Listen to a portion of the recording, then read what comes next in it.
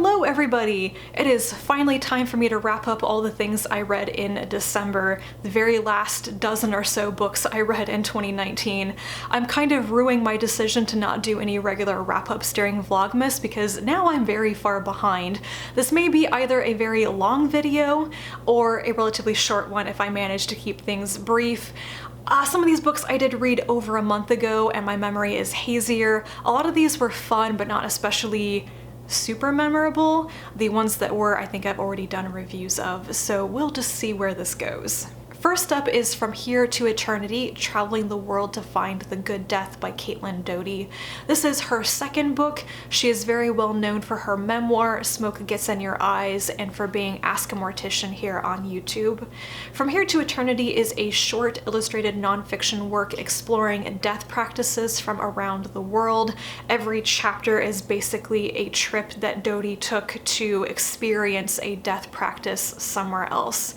Though a couple of them, particularly the one in Colorado, like the open air public pyre, are set in the US. And it's really about looking at other, perhaps more healthy death practices as compared to the funeral industry, the death industry in the US and kind of in the Western world.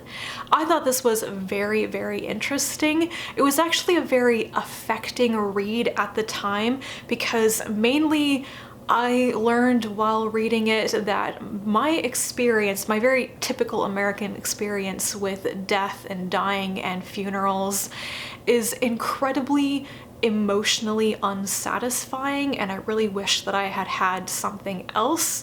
I thought that quite a few of the practices that she described in this book were very touching and just better. Something that I wish I had to help me process losing someone. I really appreciated this book because of that. The only thing that I thought was kind of a disappointment about this book is that it was so short. I really wanted more, even though what I got was good. Next up, I read The Housekeeper and the Professor by Yoko Ogawa, translated from Japanese by Stephen Snyder.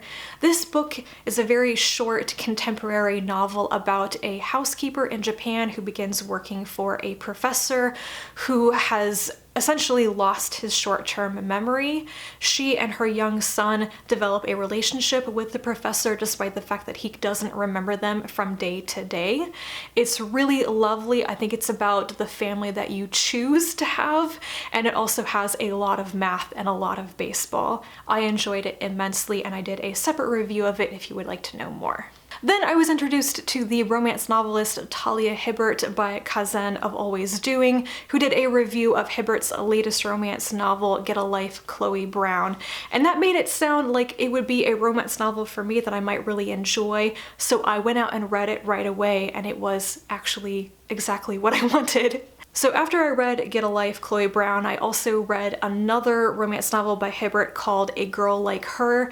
I don't have that much to say about the second one because everything I enjoyed about it was pretty much the same stuff that I enjoyed from Chloe Brown. So I'm gonna just talk about one of them.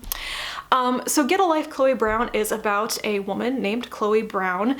She is basically a posh upper-class black woman in England, and one day when she's almost hit by a car, she is inspired to get a life, to become more adventurous and out there a bit more.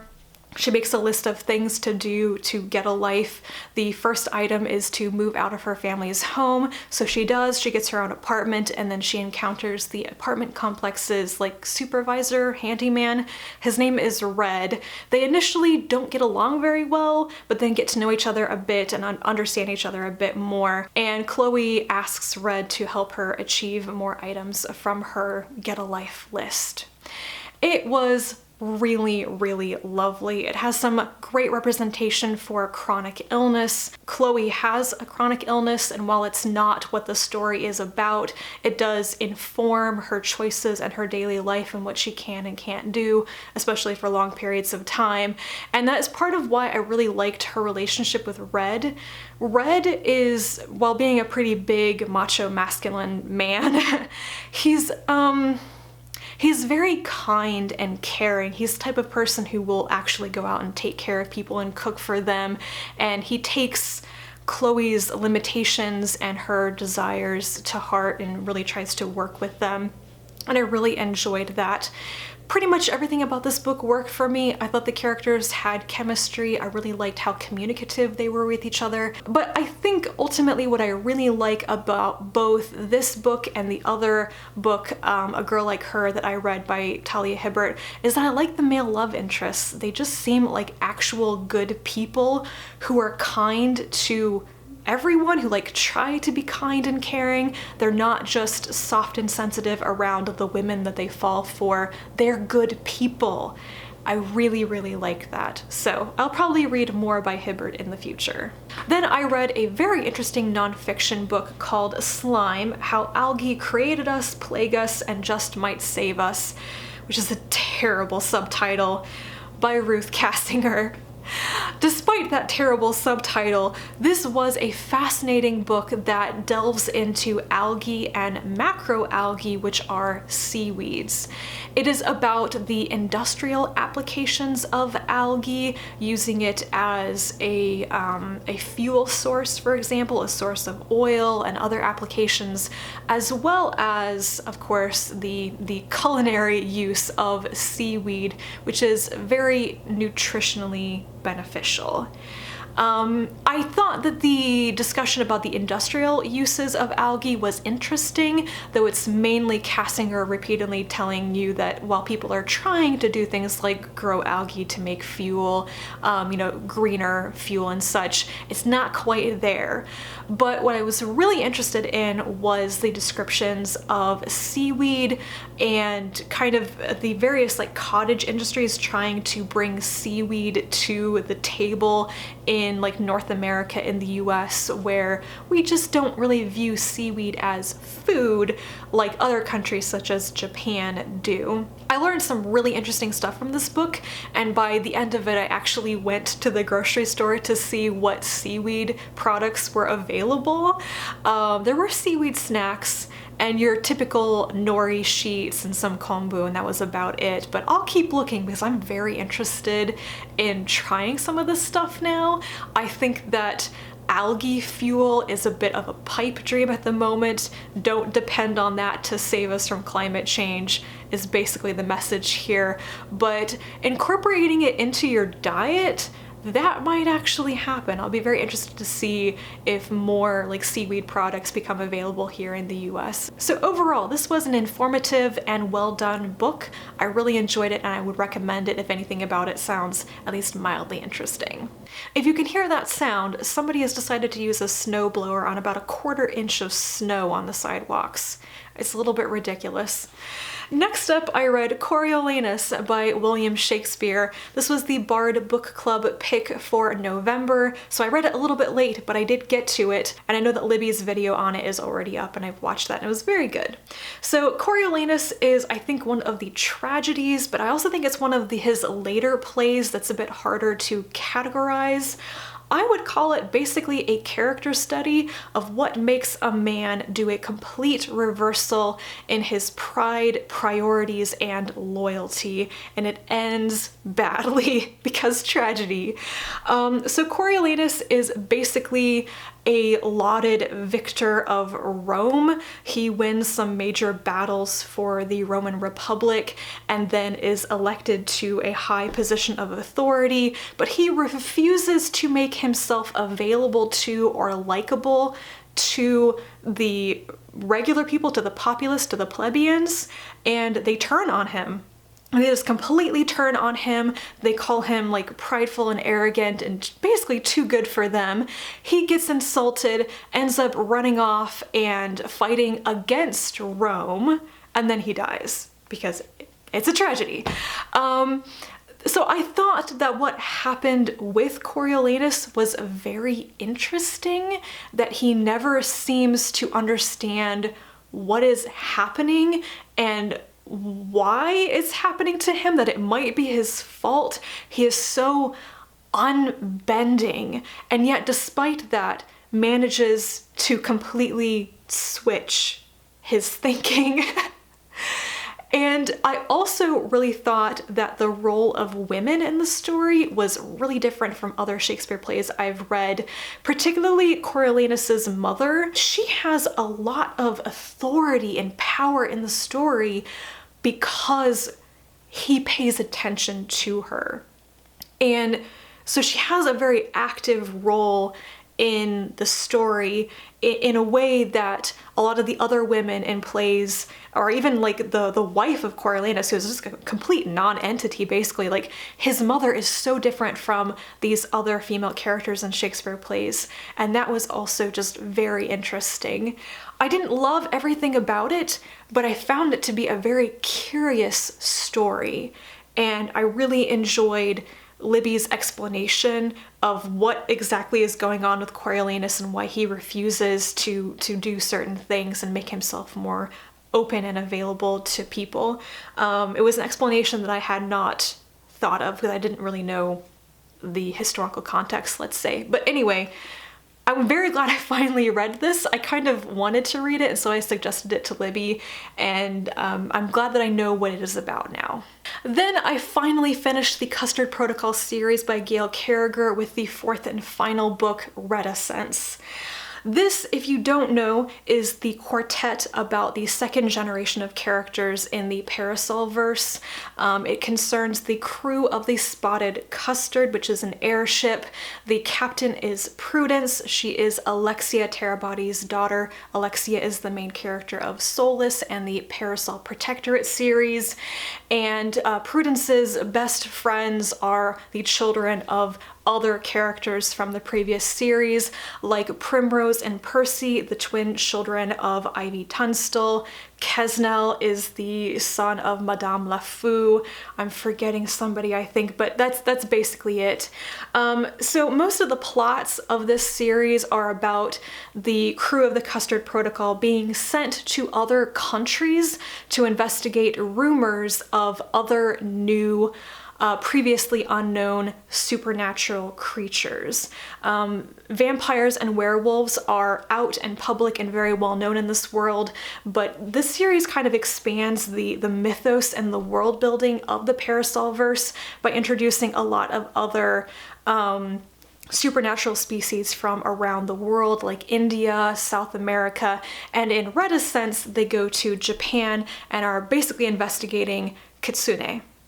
This book I was primed to really love because I went into it knowing it was Percy's book.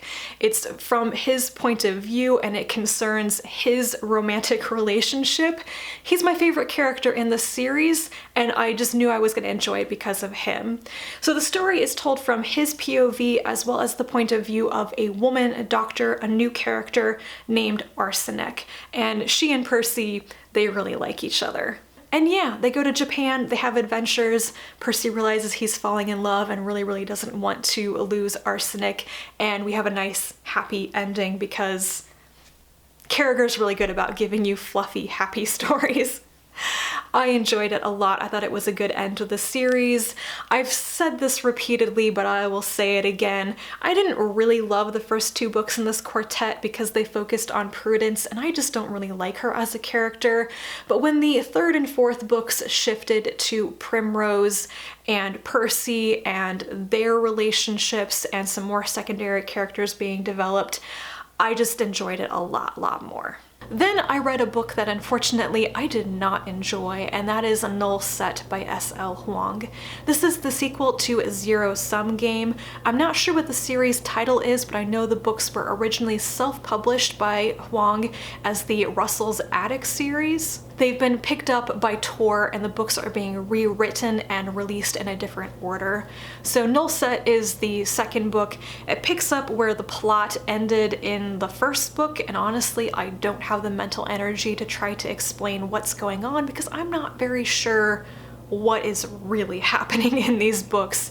But basically the main character is this woman named Cass Russell who has like a mathematical superpower, no memory of her origins, and she's basically a mercenary for hire in LA. And I hated her in this second book. She's just this character who walks around thinking that she's always right, her plans are always the right ones. She pretty much browbeats people into doing what she wants, and she's wrong a lot of the time, but never admits that, and it was just a mess. I didn't like it. I thought that the plot was completely unbelievable in places, and I didn't enjoy the main character enough that it was painful getting through this book. So I'm not sure if I'm done with this series. I want to like the books. I've read some short fiction by S.L. Huang that I really enjoyed. I'm not sure what's going on with this series though, because it just doesn't seem to be as well written as other things I've read by Huang. Then I finally finished The Invisible Valley by Su Wei. This is translated from Chinese by Austin Warner. It took me like 3 months to read the first half of this novel and 2 days to finish the last 200 pages. I spent most of this book thinking I might DNF it at any second because I was a little bit bored, and then I finished it and thought it was actually a pretty amazing story. So yeah, I decided to do a separate review video on this to explain my thoughts on it in more depth, so I will link that whenever it is available. I'm not sure if it'll be up before this wrap-up or not, but whenever, it will eventually be linked and you can see my full thoughts on it there.